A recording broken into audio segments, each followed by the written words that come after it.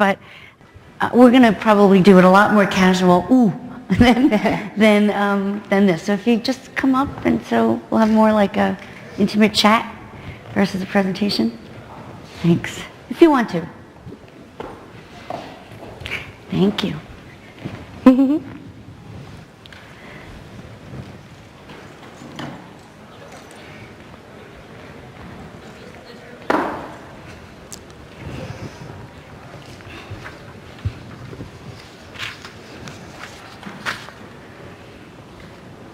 I don't have this. Oh, okay. Ah, that's better. And we need some couches, right? Recliners, lounge, straddle loungers. So from what I understand, there's a moderator on her way, I think, right there. There was another session that was supposed to be in here. Do you all know what that is? That it's different than what was published initially? That's what it is. Yeah. Okay. Donna, should we start? Hold on.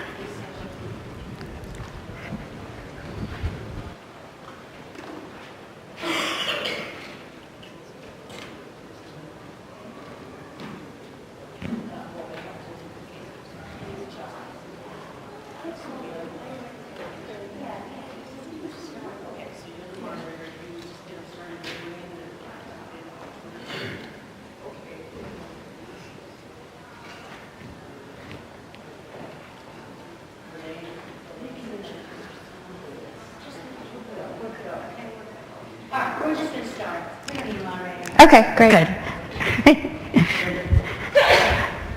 So I'll start by introducing myself. My name is Kimberly Bordeaux, and I'm with Merritt's Travel Company. And we are going to be speaking about virtual environments for cross-functional business applications. I'm sorry if you guys perhaps came in thinking that you were attending a different session. Apparently, that has been replaced by this session. Join the party. Come on. And I'm Margaret Lanzal-Penas. I'm Vice President of Worldwide Events for Herbalife, which is a direct selling company based in Los Angeles. Okay. So we're going to start with a little bit about us, and then we'll probably just take a quick poll about you guys and see what you do want to learn about in this session. I'm the Director of User Experience at Merritt's Travel, so I oversee all of the design of our virtual events, as well as assist in some of our custom website development and promotional stuff. I also do our digital marketing strategy for clients with conferences that are open to the public. And just to give you, Herbalife is a very much of a face-to-face environment. It's how we, as a direct selling company, it's how we recruit, it's how we inspire people. So it's more of a very traditional kind of business model for events, typically. So what we wanted to do, though, is just, so who's doing any kind of virtual event environment now? Okay, are you doing it for an event, a particular event? Training. Okay, okay, and you? Training, and we just did our user group conference. How many people? 1,500 registered and 1,100 participated. Okay, great. We had 400 come on. Great. Was that the only one you've done so far? First one? Okay. Anybody else? So everybody else is dabbling, thinking about it? Terrified? Yeah. Okay, that's where I was 2 years ago when I came to this conference.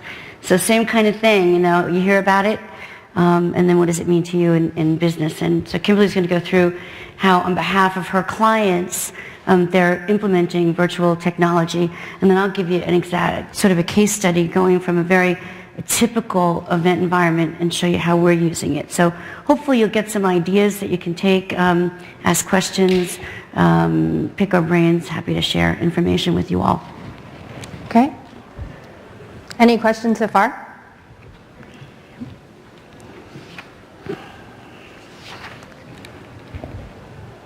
So first I was going to go into a little bit about Merritt's if you don't know who we are.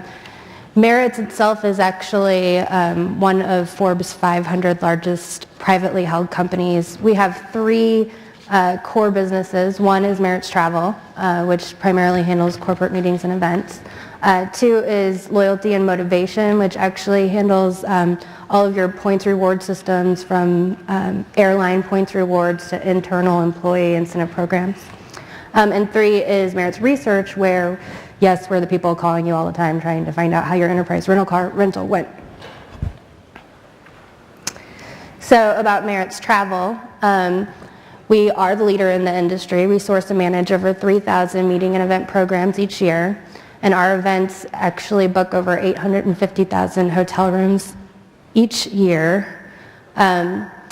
We design and produce user conferences, product launches, sales conferences, and customer events. So we have a very long, broad history in meeting and event planning, and we are just recently, in the last 9 months, starting to integrate virtual offerings.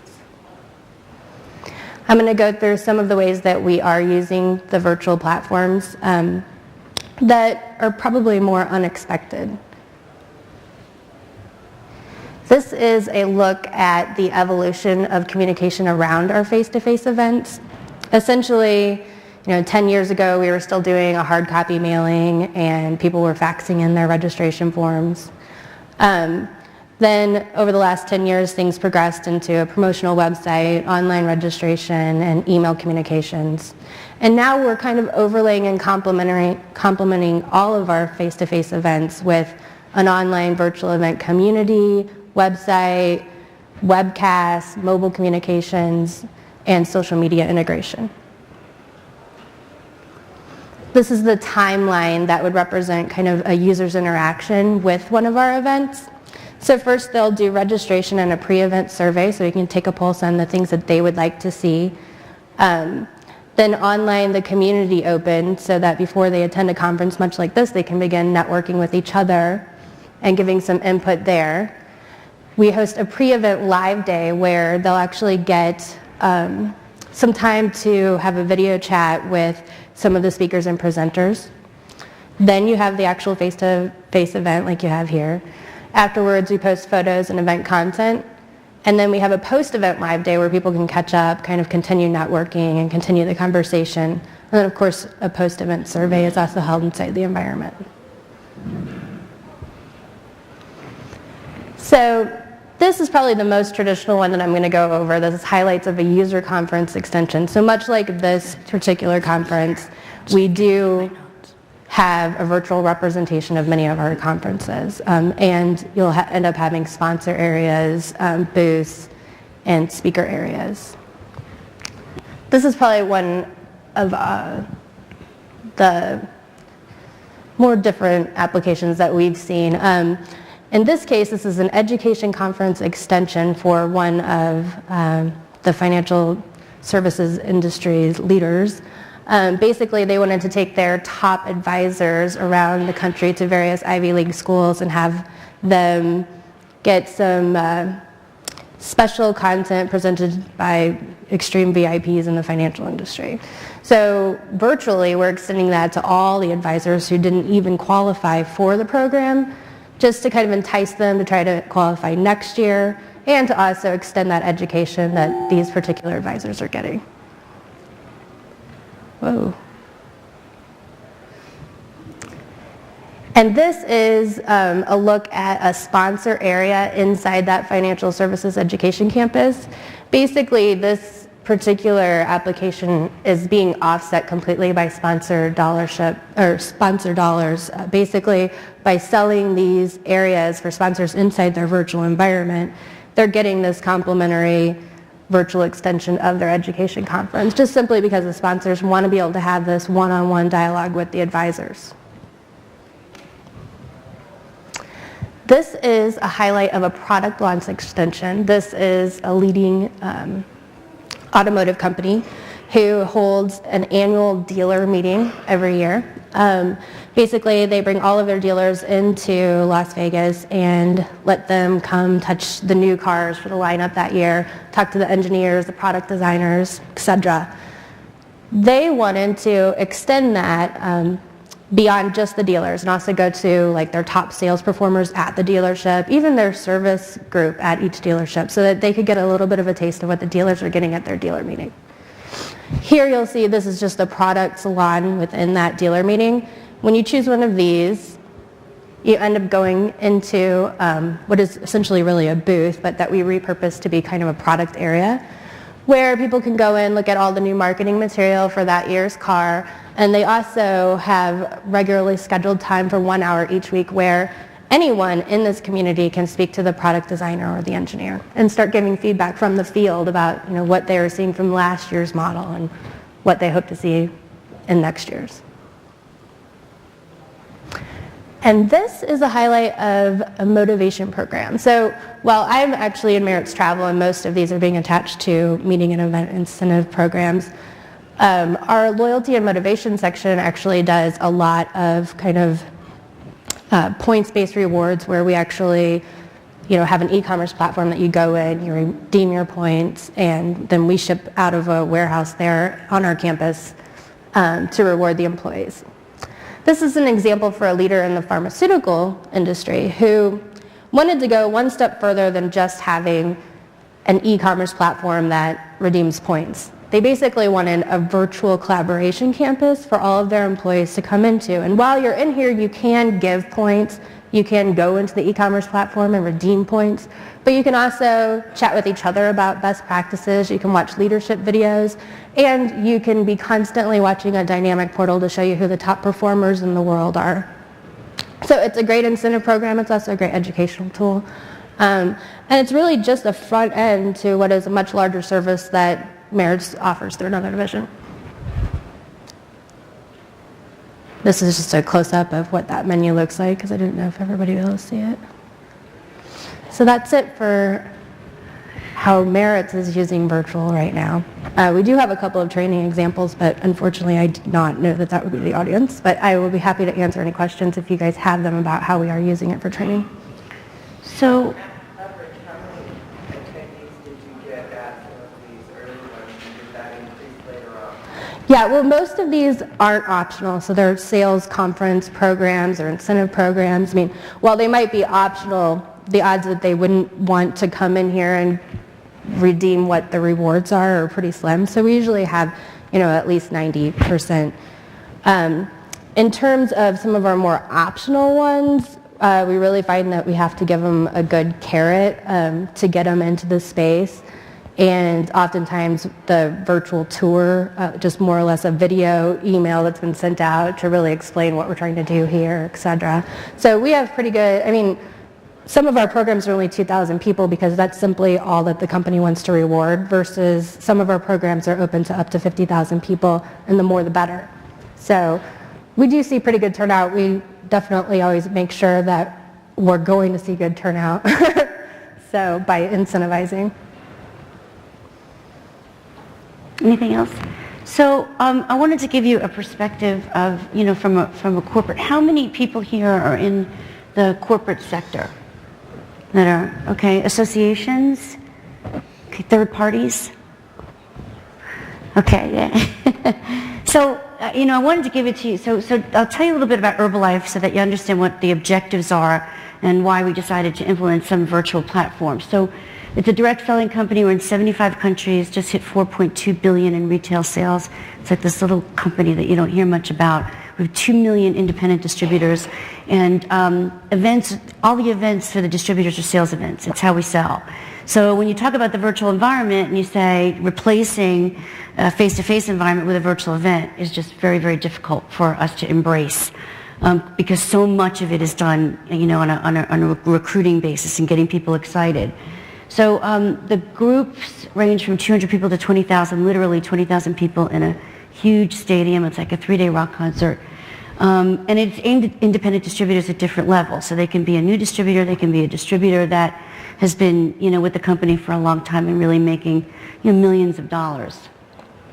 So my group, we run the company's corporate events, so the largest incentive programs and training that they do. And we also support the regional teams and all the events that they do. And there's probably, I'm going to say on a conservatively 5,000 events a year that my group either does or supports in some way. Again, very difficult to implement a virtual environment when you have that. How the events are marketed, typically, They're driven regionally. We're in 75 countries, so we've got up to 22 languages. Corporate, outside of the big events that we do for them, we just give them guidelines. We can't run all those events. I need, a team of thousands. And the traditional way of marketing those events was through website. And there were about over 150 event websites throughout the Herbalife world. They all looked different. They all felt different. They all had different information. They were very, very organic. And again, that whole language aspect of it. So as we looked at the virtual environment, we realized it would be really difficult for us to replace live events. And it was discouraged because the movement of distributors up a ladder happens on a face-to-face basis. I tell you how great you are, and I help you and I mentor you. So again, hard to do over a computer. And we don't want a parallel virtual environment because we like that, with $4.2 billion in sales, something is working. So where we might use technology, virtual technology down the road, is bringing speakers to events. Because when you have that many events, our executive team of 20 can't possibly attend them all. So we're thinking about the reverse of bringing people to the event is bringing our executives to the people.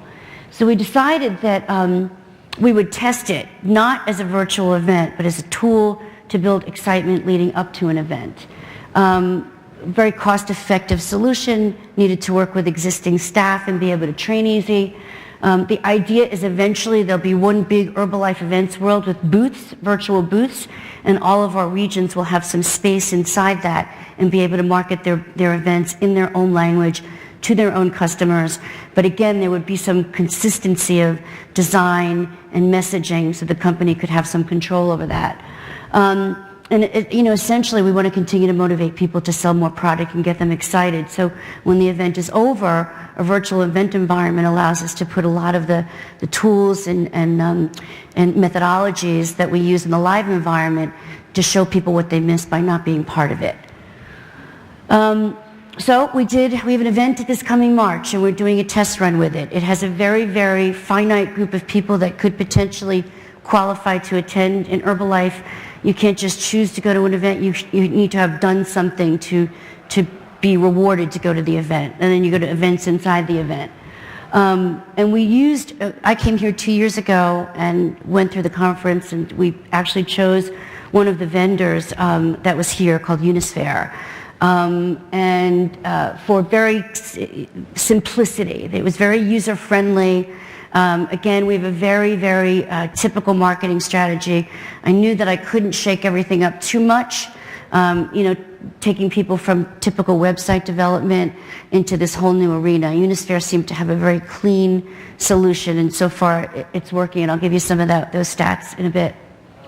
So here's what it looks like. You get onto this website, or it looks like a website, and then here's the dates, here's the place, and then it's up to the user. They have to register on the event itself. So they're not registering to go to the event, but they're registering to have the experience of this virtual environment. And then we use it very much the way we would be at an event. So the gentleman that you see, the small gentleman in the black suit, he's our Senior Vice President of Sales. And we have sort of chat with Rob Levy. So these people come in, they know him. Our executives are like celebrities within Herbalife. I mean, they sign autographs, they take pictures. So when you see Rob Levy there, it's, oh my God, here's somebody that I know and I want to talk to this person. We also, the other group that I manage for Herbalife is the video production. Because everything's about product training and sales motivation and inspiration, videos is a primary tool for us to do that. So the Unisphere environment, the bigger photo that you see here is what we do all year long is we videotape our speakers and people that are high ranking within our distributor ranks, and they're doing promos for the event. And every week we change that so that the event is always dynamic. So this guy right now, he's Spanish, he's speaking in his own language because this event attracts people from all of the countries that we service. So the good thing about the honors environment is that most of the people, 99% of them at that level of distributor that can come, they speak English. So our first face can be English. Then you'll see as we go into it, it's very, very language friendly. So he's talking about the event. And then what happens is you can talk to Rob. So a message comes up from Rob. He says, hi, I'm so glad to see you in this environment. We're so happy that you've qualified to attend. We're hoping that you register. And then I can chat with him. So what we did was we have all of our staff, again, dabbling with this and not having a ton of money to implement a brand new platform. We have our staff, we assign them an hour or two where they are actually manning the booth. So you think you're speaking to Rob Levy, but you're asking questions, how do I register? What hotel should I stay at? Who's the keynote? What's Michael going to do? What's the special event? We answer all of those questions with FAQs that everybody has. So for the user, it's a very live, interactive, vibrant environment. And so much so that the average time we're finding spent on this site is 42 minutes, which on a typical website, it was 1/10 of that, maybe 4 minutes. But these folks are staying because you'll see some of the other applications are being utilized by them. Again, you can do general information about the event, where you go, what time everything is, what you should wear. There's the qualifications. You as a distributor want to go, here's what you need to do over the next 3 months in order to be able to attend. And then we get a little bit deeper. I'm going to put my glasses on. So we get a little bit deeper into the information. They go as far as they want to go. So essentially, it's about the event, the daily agenda, the qualifications, all that information. And then they can actually click to register. So they can go down at any point in time in any of these windows that come up, it's if you qualify, you can register now. And that takes them right to the registration site. The other thing about this too, how I'm so convinced and positive about the fact that it's working so well, is we've doubled our registration this many weeks out from the event with qualified distributors. So where we've typically had about 400 distributorships registered, by now we have 950. So, and they're doing it, they're connecting through the site. So for us, it's an incredible tool. And part of the reason for that is the fact that they can get the information in whatever language they're speaking. So as soon as you get through the general information, they can drill down and download any piece of information. This website is supported in 14 languages right now, 12 to 14 languages. We add more as the regions request us to. So all of the flyers, all of the agendas, all of the keynote speaker information, all of the hotel information, all the special event information is in their own language. So they can download it, they can share it, they actually can create a little portfolio to put all of that stuff into. And the good thing is we're able to monitor it. The Unisphere back end is so robust that at any point in time, you can really get in there and see what everybody's doing and where they're spending their time and clicking through and what's really important to them. So if we see, for instance, that the video hasn't been opened in a while, we just, in a second, we can just change that and put something up there that's more. We'll put our CEO up there and we'll send out a blast that says, see, the CEO is going to be on the virtual site. Go visit. And we see that boosts the attendance a lot. The other thing that they can do is they can talk to each other. So, when I'm on the site, there's a little, when you're on the site, there's a little thing that comes up along the bottom and it tells you who else is there. So you can start talking to somebody who's going. I haven't seen you in a year. I'm so excited that you're going. Where can I meet you? Can we have dinner? Are what are you wearing to the special event? Clothes are a very big thing at these things for Herbalife. So we're finding that they're networking a lot. They're talking to each other a lot. And, you can make your own list of contacts, send them emails, have a party, have a dinner, and invite whoever you want. So again, we're not using it for the event so much, but we're using it to get people so excited about going to the event. And it's really made a very, very big difference. Like I said, they can live chat with each other, and you'll see that they're chatting in their own languages. You'll see Spanish come up, you'll see Russian come up. So they feel very safe in the environment, and it's very user-friendly for them. So post-event for us, so what will happen is we'll have this 3-day event. We will probably have a highlight that will appear on this virtual site about an hour after the event is over. And the way that we'll use the site post-event will be to upload presentations, some video highlights of the event, show people fear of loss, what they missed by not being there, put select videos from the event up, and then promote the following year. Ideally, in the virtual space for us, if this works, and I think that it will, we'll do that booth environment. So essentially, where you came in before and you just came into Herbalife Honors, now you'd come into Herbalife events, and you would choose, I'm in the EMEA region, and I want to see what extravaganzas, what opportunity meetings, what supervisor training schools. And so the EMEA region will have a booth within that, and they'll be able to change out and market all of their events within it at will. And then we, like I said before, Michael Johnson, who's our CEO, he's invited to every event. The man can't possibly go. But we could take him and feature him virtually. He could make a presentation at an event using this technology, which will be tremendous for us in terms of sales, leadership. People love to hear him talk. And then always registration linked to international events. So if you're living in Mexico but you want to go to an event in Bangkok, it'll be easy for you to do that. So that's how we're using it. Do I think that there might be a time when it will, where the balance will change? I'm not really sure. I kind of doubt it. I think we'll continue to use it as an event marketing tool versus a live virtual environment. Any questions, or can I go deeper into anything for you? So you're actually saying that you're not streaming from the show itself onto the site? No, we can't do, in our world, we can't do that because it takes away the impetus for people to have to qualify to attend, right? So they need to qualify to go.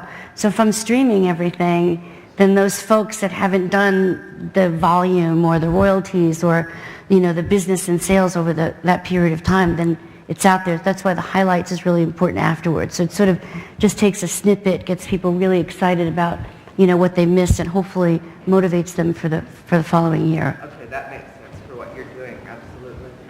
Yeah. Yes? Yeah. How sophisticated do you think your audience was when it started using the site? Do you have to do any controlling?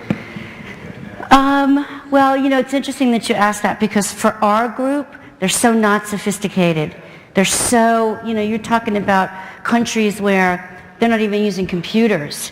Now, I will say that the level of person that can attend this event is a bit higher, but not terribly sophisticated at all. And the beauty of it is it's very user-friendly, and it's very, it's very step-by-step. You hit a tab for information, and you have the luxury within the site of making the information as detailed as you need to be. So we do find every once in a while, like they'll ask Rob, I'm having difficulty finding the registration button. But again, because we've got that live environment up most of the time, we can answer the question. So, you don't have that website fatigue where somebody goes in and they can't find anything and they just click out of it and they're gone. Is they ask a question and they're answered within 1 minute. So all of that, I think, has helped. Now, are you also doing sort of controlling or any sort of incentive or special education to get people to that site, getting comfortable with the networking aspects? It's hard for us to do. Our universe for this event is about 6,000 people. So, we have a distributor communications team that works with us. So when we launched the site, went out there and explained that it wasn't going to look like a regular website, gave them a test environment if they wanted to take a look at it. Whether or not they went that way, I can't tell you. But it just seems to be, like I said, just the numbers alone of the people. And the other thing too is, because we're manning it live, when we see somebody enter the site, we can say, hey, I can say to somebody, so glad to see you. What do you think of the site, and what other things? So we'll do that probably for a good year on this until people are very comfortable using it. But right now, we're able to have a dialogue. So I think that's the virtual advantage to us also, is that we can virtually, talk with these people on a 24/7 basis, because our regions man it at night. So it's just all the time. Are there any other questions? I've Yes. got the mic up. Behind you. Okay. How do you manage the after-hour or live questions? We're in 75 countries, so we turn it over to our regions, right? So we will say, you know, in the 12-hour differences, we've assigned, just like we've assigned our internal team, we assign our overseas team. So the site is always, somebody's always there. And if nobody's there, they can just leave a quick question and it'll get answered within 30 minutes, so. Sorry? No, well, just in this particular site, just the beginning, just the opening, because, you know, we'd have to do our videos with subtitles and everything. Once we open it up to make it a virtual environment for all of our events, they'll come into Herbalife events, and as soon as they click on EMEA, they'll be able to click on their language, and everything will be there. So, you know, our goal is to support it completely by a year from now in 22 languages. Right now, after you get into the open space, you know, the sort of introductory space, then all of the information is language specific. You can get anything you want in pretty much any language. Anybody else? I'm curious about the time commitment that you've had to ask your executives to spend kind of manning this, and if it was difficult to train them on how to do it and what their attitudes have been in terms of the time commitment that they've made. And logistically, has that been hard to keep on track? Right. Well, it's not the executives, actually. It's staff, right? So he's there, but, you know, and every once in a while they'll say, I want to take an hour, I want to talk to the people. But the executives really, it really hasn't changed what they have to do at all.